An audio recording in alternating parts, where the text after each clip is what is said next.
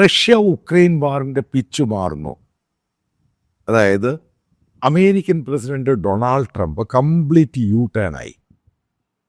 അദ്ദേഹം നേരത്തെ, അതായത് ജൂലൈ 6-ാം തീയതി ഉക്രൈന് കൊടുക്കേണ്ടിയിരുന്ന ആയുധങ്ങൾ പോസ് ചെയ്തു, കൊടുക്കണ്ട എന്ന് പറഞ്ഞു. അതിനുശേഷം വീണ്ടും ഡിസ്കഷൻ സ്റ്റാർട്ട് ചെയ്തു. വ്ളാദിമിർ പുടിനുമായിട്ട് നല്ല ഉടക്കിലായി. കാരണം പുടിന് താല്പര്യമൊന്നുമില്ല ഈ വാർ നിർത്താൻ. അപ്പോൾ ആ ഒരു സന്ദർഭത്തിൽ നിങ്ങൾക്കറിയാം G7 രാജ്യങ്ങളിലും ഈ പറയുന്ന ഉക്രൈനായിരുന്നു പ്രധാനപ്പെട്ട ഇഷ്യൂ. അതേപോലെ മറ്റുള്ള നേറ്റോ രാജ്യങ്ങളുടെ കോൺഫറൻസ്, അതിനകത്തും ട്രംപ് പങ്കെടുത്തു. ഇപ്പോഴൊരു പിക്ചർ ട്രംപിന് ക്ലിയറായിട്ട് പിടികിട്ടി. അയാൾ ഉദ്ദേശിക്കുന്ന പോലെ കാര്യങ്ങളൊന്നും നടക്കുന്നില്ല. അതായത് ഈ വാർ നിർത്തിയേ മതിയാവും. അതിന് ഇപ്പം ട്രംപ് ചെയ്തിരിക്കുന്ന വാർ കൂടുതൽ അതിൻ്റെ ഒരു പരമാവധി എസ്കലേഷൻ വരെ പോകട്ടെ. നിങ്ങൾ മനസ്സിലാക്കേണ്ട രണ്ട് പ്രധാനപ്പെട്ട ഘടകങ്ങളുണ്ട്. 2 ദിവസം മുമ്പ് ജർമ്മനിയും ഫ്രാൻസും ബ്രിട്ടനും പറഞ്ഞു കഴിഞ്ഞു. അതായത് യൂറോപ്യൻ രാജ്യങ്ങളിൽ ബ്രിട്ടനും ഫ്രാൻസിനും മാത്രമാണ് ന്യൂക്ലിയർ വെപ്പൺസ് ഉള്ളത്. അവർ ഉക്രൈന് ന്യൂക്ലിയർ ഷീൽഡ് കൊടുക്കുമെന്ന് പറഞ്ഞു കഴിഞ്ഞു. റഷ്യ ഏതെങ്കിലും രീതിയിൽ അറ്റാക്ക് ചെയ്യുവാണെങ്കിൽ ഈ 2 രാജ്യങ്ങളും ഉക്രൈന് ന്യൂക്ലിയർ ഷീൽഡ് കൊടുക്കുമെന്ന് പറഞ്ഞു കഴിഞ്ഞു. അതേപോലെ തന്നെ അമേരിക്ക, അതായത് ഇന്നെടുത്ത ഡിസിഷൻ എന്ന് പറയുന്നത് ഈ ബൈഡൻ എടുത്ത ഡിസിഷൻ പോലെ അല്ല. ഇതിനൊത്തിരി പ്രാധാന്യമുണ്ട്. ഒന്നാമത്തെ കാര്യം, ബൈഡൻ അഡ്മിനിസ്ട്രേഷൻ ഉക്രൈന് ആയുധങ്ങൾ കൊടുക്കുമ്പോൾ ഇത് റഷ്യൻ ടെറിട്ടറിയിൽ കയറരുതെന്ന് പറഞ്ഞിട്ടുണ്ട്. അതായത് ഉക്രൈൻ പിടിച്ചിരിക്കുന്ന റഷ്യ അവിടെ പട്ടാളക്കാരെ മാത്രമാണ് അറ്റാക്ക് ചെയ്യേണ്ടത്. അതായത് ലോങ് റേഞ്ച് മിസൈൽസ് കൊടുത്തിട്ടില്ല. ഇവിടെ അതുമല്ല, ലിമിറ്റഡ് ആയിട്ടാണ് ബൈഡൻ കൊടുത്തുകൊണ്ടിരുന്നത്. ഈ ട്രംപിൻ്റെ സംഭവം എന്ന് വെച്ചാൽ ഉക്രൈൻ പ്രസിഡന്റിന് ഉക്രൈനും എതിരായിരുന്നു, റഷ്യക്ക് അനുകൂലമായിരുന്നു. അയാളുടെ കാൽക്കുലേഷൻ കംപ്ലീറ്റ് ആയിട്ട് അങ്ങ് തെറ്റി. ഇപ്പോഴത്തെ ഡെവലപ്മെന്റ് എന്ന് പറയുന്നത് ഉക്രൈന് മാസീവായിട്ടുള്ള ആയുധങ്ങൾ കൊടുക്കും.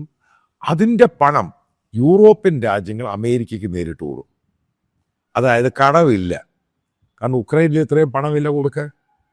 അതിൻ്റെ പണം ഈ പറയുന്ന യൂറോപ്യൻ രാജ്യങ്ങൾ അമേരിക്കയ്ക്ക് നേരിട്ട് കൊടുക്കുന്നു.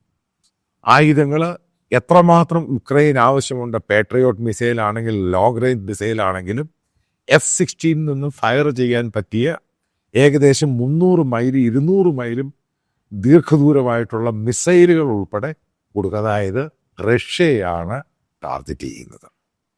അതായത് വാറ് ഫർദർ അതിഭയങ്കരമായിട്ട് എസ്കലേറ്റ് ചെയ്യും. ഇതിനകത്ത് മൾട്ടിപ്പിൾ ഇഷ്യൂസ് ഉണ്ട്. ഇപ്പം റഷ്യയും ഉക്രൈനും അമേരിക്കയും തമ്മിൽ ഒരു ധാരണയായി പിന്നെ സൈൻ ഡീൽ ചെയ്തു.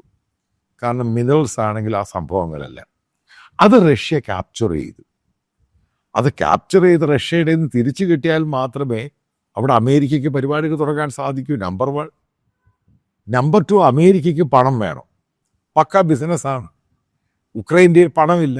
ആ പണം കൊടുക്കാൻ ഈ പറയുന്ന യൂറോപ്യൻ രാജ്യങ്ങൾ തയ്യാറാണ്. അപ്പം നാറ്റോയുടെ സെക്രട്ടറി ജനറൽ മുമ്പിൽ നടത്തിയ പ്രസ്താവനയിലാണ് സെക്രട്ടറി ജനറൽ പറഞ്ഞു, കാരണം അത് ലോജിക്കാണ്. കാരണം അമേരിക്ക ആവശ്യപ്പെടുന്നത് അവർക്ക് വെപ്പൺസ് കൊടുക്കാം, പക്ഷേ അതിൻ്റെ പണം യൂറോപ്യൻ രാജ്യങ്ങൾ തരണം. ഇനി അടുത്തൊരു പോയിന്റ് ഉണ്ട്. ഇത് ഏകദേശം നാറ്റോ രാജ്യങ്ങൾ റഷ്യയുമായിട്ട് ഡയറക്റ്റ് കോൺഫ്ലിക്റ്റിലോട്ട് പോവുകയാണ്. ഒന്നാമത് മനസ്സിലാക്കുക, റഷ്യയും പോളണ്ടും തമ്മിൽ പ്രശ്നമായി. രണ്ടുപേരുടെ കോൺസുലേറ്റുകൾ, എംബസി എല്ലാം അടച്ചു. ഇവിടെ അമേരിക്കൻ ബേസ് ഉണ്ട്, ഇത് ചുറ്റും അമേരിക്കൻ ബേസ് ഉണ്ട്. ബ്രിട്ടീഷ് ആർമി, അതായത് നേരത്തെ കീറ്റ് സ്റ്റാർമർ പറഞ്ഞിരുന്നു, ഉക്രൈൻ ആവശ്യമുണ്ടെങ്കിൽ ബ്രിട്ടീഷ് ആംഡ് ഫോഴ്സ് ഉക്രൈനിലെത്താൻ തയ്യാറാണ്. നേരത്തെ ജർമ്മനിയും പറഞ്ഞിട്ടുണ്ട്. അതായത് നാറ്റോ രാജ്യങ്ങളെല്ലാം ഒരുമിച്ച് കൂടി മോസ്കോയിൽ ബോംബ് ചെയ്യുമോ എന്നുള്ളതാണ് ഇപ്പോഴത്തെ ഏറ്റവും വലിയ ക്വസ്റ്റ്യൻ. അങ്ങനെ വരുവാണെങ്കിൽ ഈ റഷ്യ എന്ന് പറഞ്ഞ രാജ്യം 3-4 പീസായിട്ട് മാറും. കാരണം റഷ്യയെ നേരത്തെ അനുകൂലിച്ചിരുന്ന പല രാജ്യങ്ങളും, അസർബൈജാനാണെങ്കിൽ പല രാജ്യങ്ങളുണ്ട് ആ ഭാഗത്ത് കിടക്കുന്നത്, സെൻട്രൽ യൂറോപ്യൻ രാജ്യങ്ങൾ. ഇവരൊന്നും ഇപ്പം മോസ്കോയുടെ കയ്യിലല്ല, പുടിൻ്റെ കയ്യിലല്ല. അതായത് ഈ റഷ്യ ഉക്രൈൻ വാർ എന്ന് പറയുന്നത് പുടിനെ സംബന്ധിച്ചിടത്തോളം പലയിടത്തും ഐസൊലേഷൻ ഉണ്ടാക്കി. ഇനി അവസാനം ട്രംപ് കൊടുത്തിരിക്കുന്ന ഒരു സ്റ്റേൺ വാർണിംഗ് ഉണ്ട്. 50 ദിവസത്തിനുള്ളിൽ ഈ വാർ റഷ്യ തീർത്തില്ല എങ്കിൽ റഷ്യക്കെതിരെ ശക്തമായ സാങ്ഷൻ ഇമ്പോസ് ചെയ്യുന്നു, 100% ടാരിഫ് ഏർപ്പെടുത്തുമെന്നാണ്. അത് സെക്കൻഡറി സാങ്ഷൻ. ഈ സെക്കൻഡറി സാങ്ഷൻ വന്നു കഴിയുമ്പോൾ അവിടുന്ന് ഏറ്റവും കൂടുതൽ 40% ഓയിൽ മേടിക്കുന്ന ഇന്ത്യയും ഇത് ഡയറക്റ്റായിട്ട് ഗതി ബാധിക്കും. പിന്നീട് ഇന്ത്യ അവിടുന്ന് ഓയിൽ വാങ്ങുവാണെങ്കിൽ ഇന്ത്യൻ കമ്പനികൾക്കെതിരെ സാങ്ഷൻ തരും. അതായത് ഇപ്പോഴാണ് ബേസിക്കലി ട്രംപ് ഒരു ശക്തമായ നിലപാടെടുക്കുന്ന റഷ്യക്കെതിരെ.